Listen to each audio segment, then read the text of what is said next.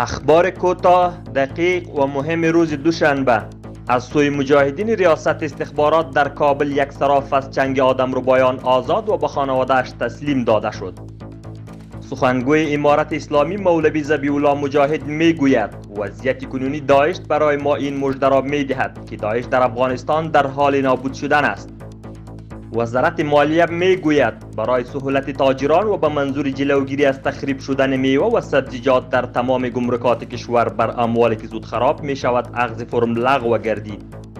معاون سخنگوی وزارت امور خارجه میگوید از سوی امارت اسلامی افغانستان 16 افیر تعیین شده مولوی فضل محمد حقانی و تیم همراهش امروز در سفارت افغانستان در تهران امورات را به گونه رسمی به عهده میگیرند.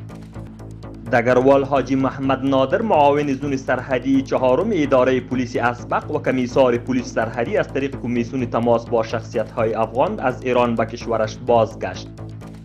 وزارت فواید عامه میگوید شهرهای کابل جلال آباد که بر اثر چپه شدن تانکر گاز مسدود شده بود دوباره بر روی ترافیک بازگردید. ستر محکمه میگوید محاکم ولایت میدان وردک در 2 هفته 167 دوسیه را حل و فصل و 246 وثایق دیگر را نیز اجرا نموده است.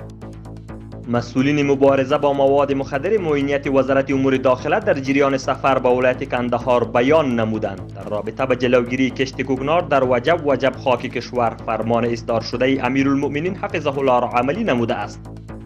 قماندانی امنیه کابل میگوید نیروهای امنیتی حوزه 12 3 تن را به اتهام دزدی دستگیر نمودند.